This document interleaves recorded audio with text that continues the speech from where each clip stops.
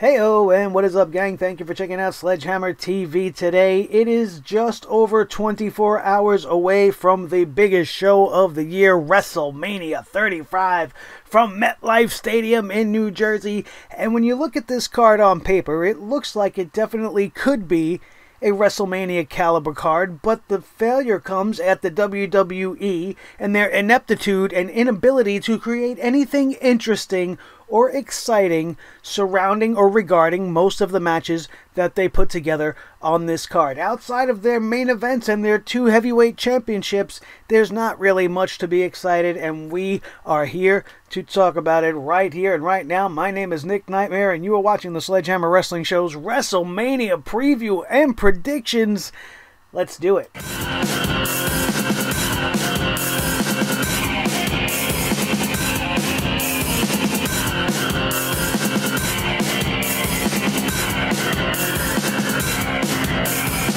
Sledgehammer Wrestling Show.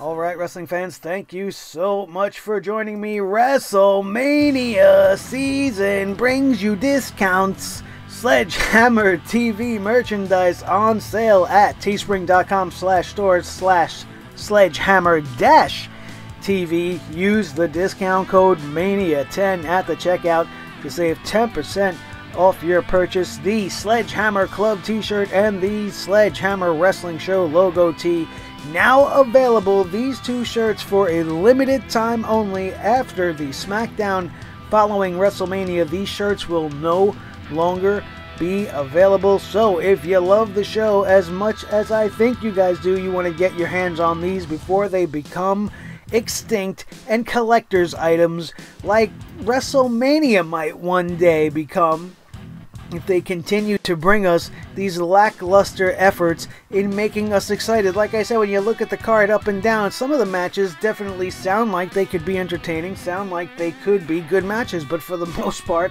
you have no reason to feel that way because it was thrown together so last minute, and this show is really based off of the winner-take-all main event and the Brock Lesnar match versus Seth Rollins, Daniel Bryan versus Kofi Mania, and the rest of it is all bullshit. It's all pretty much unnecessary. I am interested in AJ Styles versus Randy Orton. Other than that, there's really not much to go on here, and let's take a look at this card and get this shit over with as quickly as possible. Let's start with all of the possible ways that they are going to waste our time this Sunday when WrestleMania kicks off, as we are going to have Alexa Bliss as the host of this show. What the hell she's going to do, I don't know. Why they have her doing this, I don't know. Maybe she's going to have some big announcement. Who cares? Who really cares? All she's going to do is be filler in between matches, waste time, bloat the runtime of this show to the 8-hour runtime that we're all looking at. At least she'll probably be smoking hot doing it, and that's the best that we can expect from Alexa Bliss being the host of WrestleMania 35. We also have Elias. We're going to walk with Elias at WrestleMania 35. We're going to have some very special WrestleMania-sized performance. Who's going to interrupt Elias? Who's going to make him look like a fool? There's heavy speculation that The Undertaker might come out and have an impromptu match and bury Elias live at WrestleMania. Some people are predicting it might be John Cena, even though we want to see him insert himself with ruthless aggression in other areas of the card, but all of that still remains to be seen. Who cares what Elias is going to be singing about? Definitely not me. Another way they are going to waste our time is with the WrestleMania Women's Battle Royal. Blah. Who cares? Who cares about anything happening here? This is just the WWE having a way to get everybody on the card so that everybody could say, oh, I performed at WrestleMania too, and everybody gets a piece of the paycheck. And this is a tradition that started just a couple of years ago, and I wish it would go away. It's unnecessary. Not everybody deserves to be in a match at WrestleMania. It doesn't need to be part of a 16-match long show with a bunch of entertainment type filler. It could just go away. Nobody's winning anything. You're not getting a shot at the champion. You're not getting anything but a meaningless trophy, which is just as meaningless as the Andre the Giant Memorial Battle Royal, which is another way they are going to waste our fucking time on Sunday. There has been nothing that has happened to any of the winners of this prestigious Battle Royal that is any good. Even Baron Corbin, they're trying to make arguments. Oh, well, Baron Corbin, he won the Andre the Giant Battle Royal, and look at him now. Yeah, look at him now. He's a 7-foot-tall scrub that nobody wants to see getting an opportunity that he does not deserve at WrestleMania. Andre the Giant's Memorial Battle Royal and all of its participants are so important to the WWE that they didn't even make a graphic for it. They only have Andre the Giant's picture up, as he is the surname for the event itself. And the big story about the Andre the Giant Battle Royal, Braun Strowman and Colin Jost and Michael Che, who gives a fuck? SNL comedy bullshit. I don't need your SNL comedy in my WrestleMania. I don't need this Battle Royal anymore. It's useless. The best thing we can hope for is that Kevin Owens gets put in this thing and just absolutely destroys everybody and maybe wins. And we have KO Mania 3 winning the Andre the Giant Battle Royal, and then we can move on. Maybe make it mean something for once. But I don't expect that to be the case because they don't know how to make anything feel special. Just look at what they're doing with the Raw Tag Team Championships. All of a sudden, they announce a Raw Tag Team title match. The Revival going to put the championships on the line against Zack Ryder and Kurt Hawkins. And I want to ask each and every one of you why this is fucking happening. Why is it happening at WrestleMania? What did Ryder and Hawkins do to earn a shot at the champions? Last we saw the champions, they actually defeated Ricochet and Aleister Black via countout on Raw. Nothing to do with Hawkins and Ryder. This is just a match thrown together last minute. Just bullshit.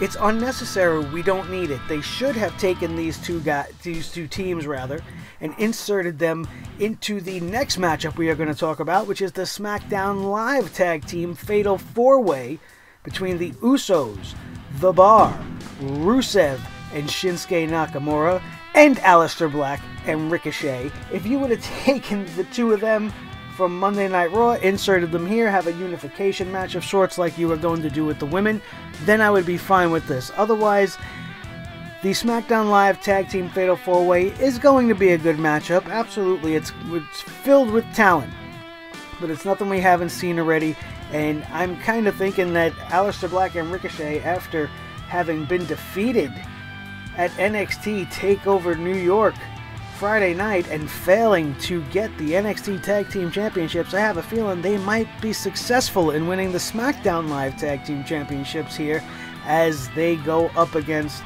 the champions, the Usos, The Bar, Rusev, and Nakamura for the SmackDown Live Tag Team titles. Again, made last minute, just thrown together on the go-home show by the host, Alexa Bliss, making things happen before we even get to WrestleMania, as if she's the general manager of WrestleMania, but who knows? Who really cares? This is just another way to fill out a card that doesn't really need a match like this, other than to get the champions and get everybody on the card. But if we're being honest, is this really necessary when we have been seeing this over and over and over again, week after week? Not really, but I'll take it because I love the Usos and I love Aleister Black and Ricochet, and I hope Rusev Day has a happy day at WrestleMania, although I don't foresee him winning anything because he's with Shinsuke Nakamura, and it's just going to be a great tag team match. Who wins? Who knows? Who cares, really? I could really care even less about the Intercontinental Championship, and it pains my soul to say things like that because we have a match at WrestleMania that's going to have Intercontinental Champion Bobby Lashley versus Finn Balor. And we were supposed to be excited about this, but then the WWE threw a curveball and made it now Bobby Lashley versus the Demon King. Isn't that special? Now, not only did they ruin the surprise element of the Demon King coming out, they've made me not care about this match even more. The only thing about this match that I care is to see Finn Balor's entrance at WrestleMania as the Demon. How's he going to be painted up? How's the smoke going to look? What is it going to feel like? How's the music going to be? How's the crowd going to react? Like, is it going to be fun? Is it going to be retro? Because we haven't seen it in about 1,000,000 years. That's what I'm most looking forward to and hoping to see that the Demon comes out on top with the Intercontinental Championship. This was a terrible way to book Finn Balor. He had the Intercontinental Championship already. He didn't have to drop it back to Bobby Lashley only to win it back in this fashion at WrestleMania. And if he fails to win it and Bobby Lashley defeats the Demon, whether Lio Rush helps him or not, then oh boy, am I going to be really upset with the WWE. Not like I'm really happy with them at any moment in time anyway. We're always upset with them because they do stupid shit like that. And I will expect nothing less than that. And if Finn Balor wins, it'll just be a pleasant surprise for all of us. The WWE Cruiserweight Champion Buddy Murphy is going to be taking on Tony Nese. Is anybody really paying attention to 205 Live? Does anybody really care about Buddy Murphy and what he's doing unless he's on a main roster pay-per-view show like this? Other than guys like maybe some of you, and I mean I watch, but it's not really doing what it used to do. 205 Live is it's just as much of a mess as everything else. The action is great, but from one week to the next they change things over. All of a sudden Tony Nese is supposed to be a big threat to Buddy Murphy, and I'm just not really feeling this match so much. I'm sure it'll be entertaining, and I'm sure Tony Nese is up for it and has some pretty strong game. But this is probably one of the weakest matches for Buddy Murphy since he has been the WWE Cruiserweight Champion. I'm actually just not really interested for the first time in all of his reign. So I'm hoping that Buddy Murphy stays on top as the WWE Cruiserweight Champion. A match that nobody wants to see. A person that nobody wants to see. Baron Corbin taking on Kurt Angle in Kurt Angle's farewell match. This is a travesty of a match. I don't even really want to talk about it. It makes me absolutely sick to my stomach. The best we can hope for is that somebody attacks Baron Corbin at WrestleMania and inserts themselves into that spot, possibly a John Cena. That's what everybody wants to see. That's what I want to see. That's what you want to see. It's another possibility that somebody like The Undertaker may show up. He does have a history with Sting. There's a possibility that he may show up, but some of these names might not be the safest of workers for the WWE to put in the ring with Kurt Angle on a WrestleMania level. Do you really want an old Sting in there with an old Kurt Angle, even though it's his last match, just to say goodbye, maybe because they're familiar with each other? I don't see that going very well. Do you want to see him with The Undertaker? That wouldn't really make sense. It would make perfect sense for it to be John Cena, and we all have to hope and pray that that's what ends up happening before the end of the night. I don't want to see Baron Corbin in this match. I don't want to see him win this match. I don't even want to see Kurt Angle beat Baron Corbin at WrestleMania. It's just not worth it to me. It's been one of the biggest errors the WWE has made in the modern era and in recent memory, and it's going to be a stain on the proverbial soul of WrestleMania for the rest of our lives. The United States Championship is up for grabs. Samoa Joe versus Rey Mysterio. Although this match, as of this recording, is somewhat in doubt. We do not know if Samoa Joe is going to be facing Rey Mysterio, as Rey Mysterio missed Smackdown Live due to an injury sustained at the hands of Constable Corbin Dickhead, who's so bad at wrestling he hurt Rey Mysterio, apparently. But he's still going to be in his match, and we do not know if Rey Mysterio is going to be in this match with Samoa Joe. Hopefully that is the case. This is another match that just seemingly came out of nowhere. Joe and Rey at WrestleMania is a big deal match, especially with a championship on the line. I'm happy to see Samoa Joe finally at WrestleMania in a big deal matchup with a decent opponent. I just don't think that they will have somebody to step up the level of Rey Mysterio to replace him against Samoa Joe. Maybe they'll pull an Andrade out there, but that would be heel versus heel. It wouldn't make too much sense, and I wouldn't get behind that. Maybe they'll throw R-Truth at him, but is R-Truth WrestleMania worthy? Really? I don't know. What do you guys think? You let me know in the comment section down below. Who would you put Samoa Joe against if Rey Mysterio is not cleared by Sunday? One of the biggest matches I'm looking forward to this Sunday, AJ Styles versus Randy Orton in a grudge match that has been building up very nicely since the end of the Royal Rumble. It's one of the storylines that they've actually given some attention to detail to, and some of the stuff that has been said between these two guys to each other has been some of the hottest stuff on WWE TV. It doesn't feel scripted, it doesn't feel forced, and it feels genuine. You have the legend in Randy Orton playing the proverbial high school jock who's been gifted everything and given everything because his daddy was a quarterback, and he's in a legacy of names in professional wrestling. And then you got the scrappy little hometown boy who's scratched and clawed his way to the top and earned everything he did, and they just have a clash of styles, no pun intended, and it's going to make for a fantastic WrestleMania match. This is a WrestleMania match. Even without a championship on the line, this is one of the best matchups they could have booked for an event like this. AJ Styles, Randy Orton. I'm going AJ Styles all the way, getting some comeuppance on the Viper Randy Orton, but we will have to see what happens on Sunday.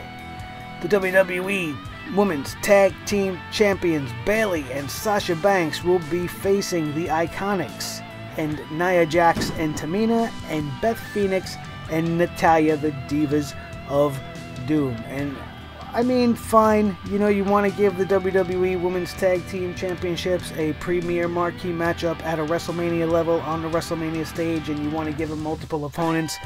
That's fine, I guess. I'm just really not caring about anybody else in this matchup.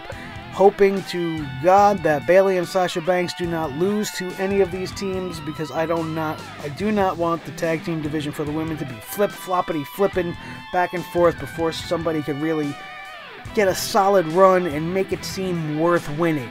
You know, you don't want a hot potato title, especially in the inception of that title. You want to have a nice, clean championship run so that the next champion seems like it's worthy.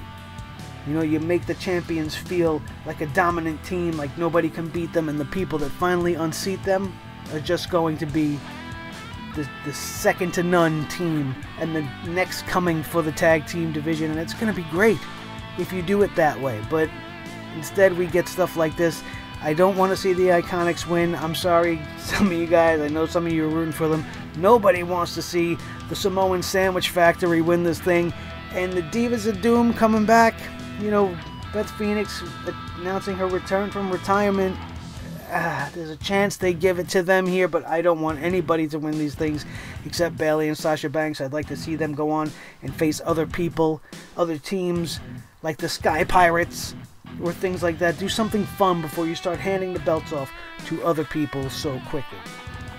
The most unnecessary match on this card, Roman Reigns versus Drew McIntyre. Not unnecessary because it has Roman Reigns in it. I'm not being a dick about it. It's just simply an unnecessary match for a WrestleMania. This is a Monday Night Raw match. At best, you can have a match like this at a Backlash or at a Great Balls of Fire with nothing on the line, nothing at stake, no reason for Roman Reigns and Drew McIntyre to be going at it. Drew McIntyre taking the low road, talking shit about Roman Reigns and his leukemia, talking shit about his family suffering from him almost being taken from them by leukemia, and he beat leukemia, but he's not going to beat me. Nobody wants to see this shit. Nobody wants to hear this shit. It's terrible, it's in bad taste, and there is no reason for it. It's not making me want to see Roman Reigns beat Drew McIntyre's ass. It's making me not want to see this at all. It's the most unnecessary match that they booked on this card. Even more unnecessary than the next match we have to talk about, the Shane McMahon versus The Miz Falls Count Anywhere bullshit daddy issues match. I don't care. The co-besties, best in the world nonsense has to come to an end, and if it takes The Miz beating Shane McMahon at WrestleMania to bring it to an end, then I'm okay with that. Let's just make sure we get to that ending and make it finish, because I'm tired of hearing Shane McMahon be the best in the world. I'm tired of The Miz and his babyface bullshit. This whole entire angle has just gone stale and soft to me. Babyface Miz is terrible to me. He's just awkward. Dad Miz is the worst version of The Miz I have ever seen. And that's not a knock at him trying to be good. I understand you're a new dad, you're trying to feel it and everything, but it's just not coming off well. It's cringe-worthy television. It's not must-see. It's cringe-worthy TV, and I'm done with Good Guy Miz, so I want this to wrap up and let them go down a different angle with this eventually. I'm hoping that The Miz comes out on top here and we don't have to suffer any more through this than we already have. Another match that really is unnecessary. This does have a feel of WrestleMania to it. Triple H versus Batista, no holds barred, and if Triple H loses, he will be forced to retire from in-ring competition. It's big time stakes. Two legends of the ring, two legends of the early 2000s going at it at WrestleMania with, you know, it's a legends match. That's what it is. Dave Batista taking time off of being Drax the Destroyer while he's getting ready to take on Thanos in the upcoming sequel to the Avengers. He's taking a little bit of time to try to take out the man. He's got a grudge against Triple H, and he wants to extinguish it by ending Triple H's career altogether, and he wants to do it on the grandest stage of them all, WrestleMania. And once he's done that, he himself is going to walk away from active competition, as there will be nothing left for Dave Batista to do. But is this match really necessary? Did this have to happen this year? No. This probably should have happened 5 years ago, or 2 or 3 years ago. But now, at this point, is anybody really invested? Does anybody really care if Triple H retires? I mean, some of you guys are going to be wanting him to retire and focus his energies just on NXT, especially given what he gave us last night at TakeOver New York. If he's that good with a show like that, you'd want him to retire and stop worrying about getting in the ring and start worrying about taking the reins from the old man. Because when the old man is in business, we get Brock Lesnar as the champion multiple times at a time when we don't need Brock Lesnar as champion, and we need a champion on the show. And we don't all feel the same way about Brock Lesnar as Vince McMahon does. But the Universal Champion will be taking on the Beast Slayer to be, Mr. Burner Down, Seth Rollins, in one of the 3 championship main events of WrestleMania this year. This is a WrestleMania type match to me. Brock Lesnar versus Seth Rollins.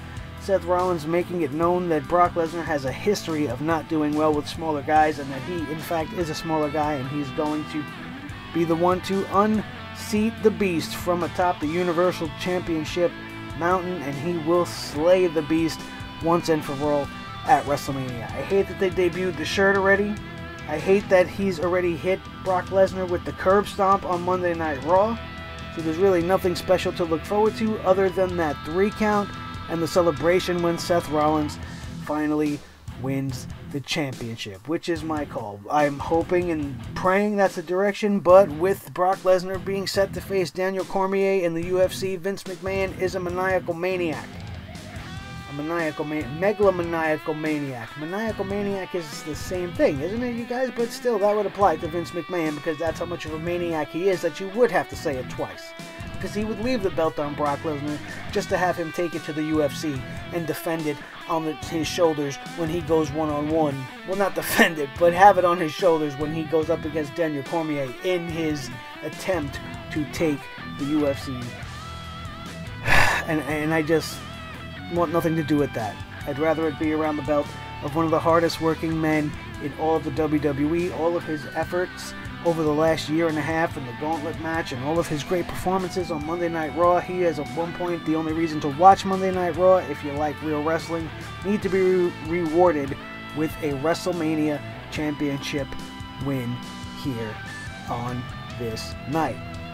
Kofi Kingston and his brothers in the New Day have done everything absolutely possible. They have defied all of Vince McMahon odds and have found Kofi Mania running wild at this year's WrestleMania in the WWE Championship match against the new Daniel Bryan. It's a Cinderella story, 11 years in the making. Can Kofi Kingston unseat the greatest heel that the WWE just might have ever seen? The planet's champion Daniel Bryan looks to stomp Kofi Mania's dreams completely out cold, and I don't think that will be the case unless there is a possible heel turn by one of the New Day brothers at WrestleMania, or some sort of an involvement by Recycle Rowan. I am predicting Kofi Kingston to be our new WWE champion, and maybe the WWE will get it back on Daniel Bryan by the next pay-per-view, but this is just a little bit too good of a feel-good moment to let Kofi Mania pass by, and WrestleMania 35 just might make history and have Kofi Kingston be the WWE champion. I'm looking forward to that moment. And finally, the main event of the evening, these 3 lovely ladies: Charlotte Flair, the newly crowned SmackDown Live Women's Champion; Ronda Rousey, the Raw Women's Champion; and the man, Becky Lynch, in a triple threat main event where the winner takes all, which hopes and makes me want to believe that the WWE just might be unifying the belts and making one women's division, which is something we have all wanted for so long. The main event for the first time ever for the women of professional wrestling, closing out wrestling's biggest show. It is a history-making matchup. I still do not understand why they just did not add Asuka to this match as the SmackDown Live champion and make this a fatal four-way. You have two other fatal four-ways on this matchup, on this card during this WrestleMania that you don't need for the tag team championships. You could have made those both singles, both regular tag team matchups, and had this just one fatal four-way main event featuring the four biggest names on the main roster, but instead you chose to give Asuka the shaft. You gave Charlotte Flair a little bit more clout, a little bit more to add to her resume, and made everything much bigger for the women. The build on this has been a little bit wonky, it's been a little bit overbooked and a little bit ridiculous, but by the time we get to this matchup, we are all going to be very grateful for what we receive, I'm sure. Charlotte Flair and Becky Lynch will be able to carry Ronda Rousey through a fantastic main event. I'm sure they have it all under control. It's not going to be anything like the fatal four-way we seen at NXT last night, and we're going to say that over and over. NXT TakeOver New York was fantastic, and if you missed our review and reactions, that is up now on the channel live, and our preview and predictions of that as well if you want to go back and watch that. Everything else that has been on the channel this week during WrestleMania week is up and live for you to enjoy as well. My preview of the G1 special, which we will be attending. I will be torturing myself and be there at the MetLife Arena.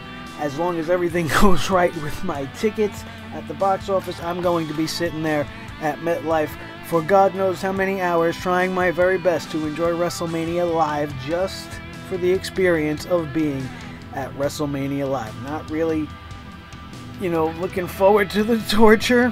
Hopefully the weather holds up and everything will be great. Don't forget to be following me on Instagram at Nick_Nightmare is the handle there, so that you can check out all of the coverage that I do, live reactions and pictures and photos and videos of my quest on my way to WrestleMania 35, including everything up until the time we sit down on location and give you guys a WrestleMania size review that needs to be seen to be believed, because I'm sure I'm going to be pretty salty after sitting through all those hours of wrestling with a bunch of wrestling fans, and hopefully I'm in a good pocket of fans. And if you're going to WrestleMania as well, make sure you try to keep your eye out for this guy. I know it's a sea of crazy heads, but if you can find me, and don't forget to be bringing some Sledgehammer TV signs with you, and let's get everybody in on board and let the world see that Sledgehammer TV and my loyal Sledgeheads are in attendance, and we will be bringing the hammer down on WrestleMania live all Sunday, and I hope to see you guys there all over social media, on Twitter at Nick Nightmare, the Facebook page, The Sledgehammer Wrestling Show, all one word, facebook.com/The Sledgehammer Wrestling Show. This has been your WrestleMania preview and predictions. Don't forget to check out everything else on the channel. Thank you guys always for your love and support. Don't forget to support us in other ways by maybe picking up one of those nice nifty t-shirts.